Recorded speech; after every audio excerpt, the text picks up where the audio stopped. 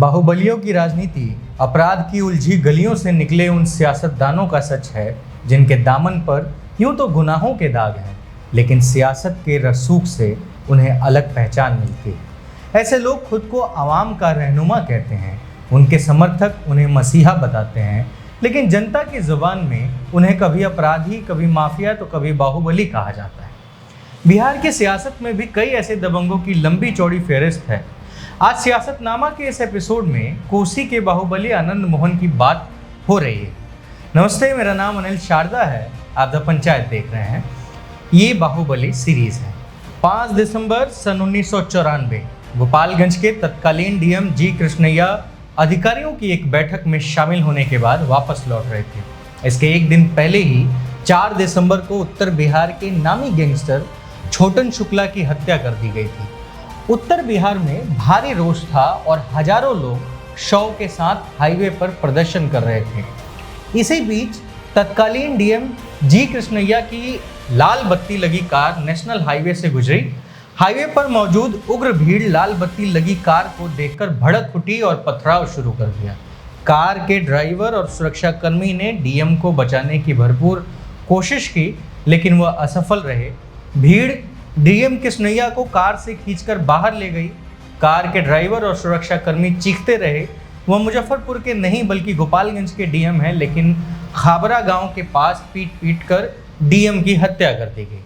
जिस भीड़ ने गोपालगंज के डीएम जी कृष्णैया की हत्या की, उसका नेतृत्व कर रहे थे कोसी के बाहुबली नेता आनंद मोहन सिंह। डीएम की हत्या ने पूरे देश में सनसनी फैला दी थी।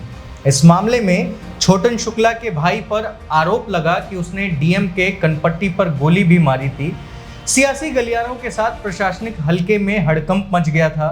डीएम हत्या मामले में निचली अदालत ने आनंद मोहन के अलावा पूर्व मंत्री अखलाक अहमद और अरुण कुमार को 2007 में फांसी की सजा सुनाई। यह आज़ाद भारत में पहली बार हो रहा था जब किसी सांसद को, किसी राजनेता को फांसी की सजा सुनाई गई। हालांकि बाद में निचली अदालत के इस फैसले को पटना हाई कोर्ट ने आजीवन कारावास में बदल दिया। इसी हत्या मामले में आनंद मोहन की पत्नी लवली आनंद, छोटन शुक्ला के भाई मुन्ना शुक्ला और 2 अन्य को भी उम्र कैद की सजा सुनाई थी। साल 2008 में साक्ष्यों के अभाव में इन्हें बरी कर दिया गया था, लेकिन आनंद मोहन को सुप्रीम कोर्ट से भी राहत नहीं मिलती थी। अब सवाल ये कि छोटन शुक्ला कौन था, किस गैंग का था, आखिर क्यों इसके मौत पर शव यात्रा निकाली गई और डीएम को मार दिया गया, तो इसे भी समझिए। 90 के दशक में बिहार के मुजफ्फरपुर में 2 गुट थे। एक कौशलेंद्र शुक्ला और छोटन शुक्ला का गुट, जिसे बाहुबली राजपूत नेता आनंद मोहन सिंह की सरपरस्ती हासिल थी। वहीं दूसरा ओंकार सिंह का गुट था, जिसे पिछड़ी जाति के बाहुबली नेता ब्रिज बिहारी प्रसाद का समर्थन मिला था। ब्रिज बिहारी प्रसाद लालू प्रसाद यादव के खासम खास बताए जाते थे। इन दोनों गुटों में आए दिन जातीय वर्चस्व को लेकर गैंगवार होते थे। आनंद मोहन से सियासी सरपरस्ती मिलने के बाद छोटन शुक्ला ने भी गुनाह की गलियों में कदम रख दिया और बहुत जल्द सरकारी ठेकों का बेताज बादशाह बन गया। लेकिन मुजफ्फरपुर में अंडरवर्ल्ड को जन्म देने वाले कौशलेंद्र शुक्ला और छोटन शुक्ला की 4 दिसंबर सन 1994 को AK-47 से हत्या कर दी गई और इसका आरोप बाहुबली ब्रिज बिहारी प्रसाद के करीबी ओंकार सिंह पर लगा। बहरहाल ब्रिज बिहारी प्रसाद और मुन्ना शुक्ला की कहानी फिर किसी दिन बताएंगे। अभी आनंद मोहन सिंह पर लौटते हैं और उनकी कहानी के पन्नों को खोलते हैं। कोसी की धरती पर पैदा हुए आनंद मोहन सिंह बिहार के सहरसा जिले के पचगछिया गांव से आते हैं। उनके दादा राम बहादुर सिंह एक स्वतंत्रता सेनानी थे।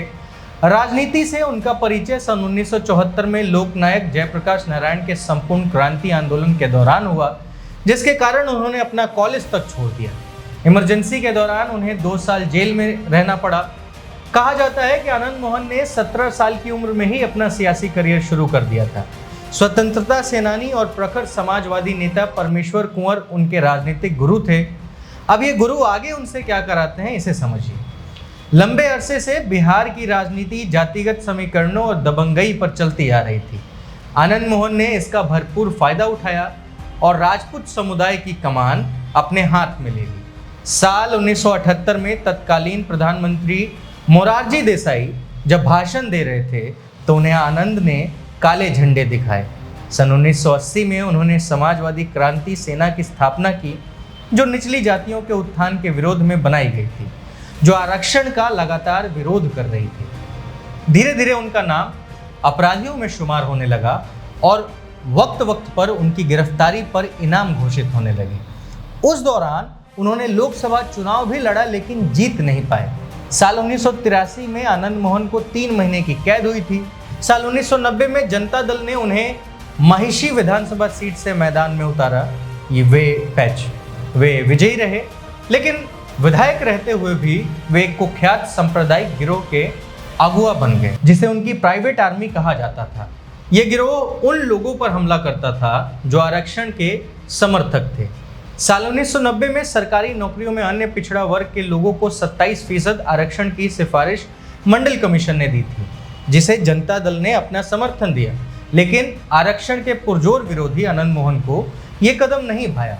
उन्होंने पार्टी से किनारा कर लिया। साल 1993 में आनंद मोहन ने अपनी खुद की पार्टी बिहार पीपुल्स पार्टी का गठन कर लिया और समता पार्टी से हाथ मिला लिया। उनकी पत्नी लवली आनंद ने सन 1994 में वैशाली लोकसभा सीट पर उपचुनाव जीता। सन 1995 में एक वक्त ऐसा आया जब स्वर्ण युवाओं के बीच आनंद मोहन का नाम लालू यादव के सामने मुख्यमंत्री के तौर पर उभरने लगा था। सन 1995 में उनकी बिहार पीपुल्स पार्टी ने नीतीश कुमार की समता पार्टी से बेहतर प्रदर्शन किया था, लेकिन खुद 3 सीटों से खड़े हुए आनंद मोहन को हार मिली थी। आनंद मोहन साल 1996 के आम चुनाव में शिवहर लोकसभा सीट से खड़े हुए। उस वक्त आनंद मोहन जेल में थे, लेकिन बावजूद इसके 40,000 वोटों से चुनाव जीत गए। इसके बाद सन 1998 के लोकसभा चुनाव में भी मोहन इसी सीट से जीते। उस वक्त वह राष्ट्रीय जनता पार्टी के उम्मीदवार थे, जिसे राष्ट्रीय जनता दल ने समर्थन दिया था। फिर साल 1999 में आनंद मोहन का मूड बदला और बीपीपी ने लालू यादव की आरजेडी को छोड़ भारतीय जनता पार्टी से हाथ मिला लिया। बीजेपी ने उन्हें और अन्य कई आपराधिक पृष्ठभूमि वाले लोगों को समर्थन दिया, ताकि एनडीए के तत्कालीन प्रधानमंत्री पद के उम्मीदवार अटल बिहारी वाजपेयी के लिए समर्थन जुटाया जा सके।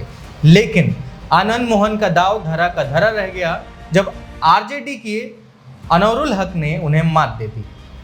इसके बाद आनंद मोहन की बीपीपी ने कांग्रेस से हाथ मिला लिया, ताकि शिवहर से फिर से चुनाव लड़ा जा सके, लेकिन कांग्रेस ने भी उन्हें ज्यादा भाव नहीं दिया। बिहार की राजनीति में धन बल, जाति बल और बाहुबल ने हमेशा सियासी बदलाव को दिशा दी है। आनंद मोहन जैसे लोग भी इसी का फायदा उठाते हैं। राजनीतिक अदावत में बात बात पर गोलियां चल जाती थीं, लाशें गिर जाती थीं, लेकिन 2021 के बाद आनंद मोहन परिवार की हालत पूरी तरह बदल गई। जिस लालू यादव के खिलाफ आवाज बुलंद कर आनंद मोहन हीरो बने थे, आज वही लालू यादव उनके पुत्र चेतन आनंद के रहनुमा बन गए हैं। चेतन आनंद राजद से शिवहर से विधायक हैं, तेजस्वी के साथ कदम मिलाकर चल रहे हैं। आनंद मोहन उम्र कैद की सजा काट रहे हैं, जेल में बैठकर गांधी पर किताबें लिख रहे हैं। बाहुबल कहीं पीछे छूट गया है। फिलहाल इस वीडियो में इतना ही। मेरा नाम अनिल शारदा है। आप सियासतनामा देख रहे थे। सियासतनामा के इस वीडियो की एपिसोड की रिपोर्ट और रिसर्च रियांशु ने किया है। द पंचायत को सब्सक्राइब कीजिए और स्वतंत्र पत्रकारिता को आगे बढ़ाइए।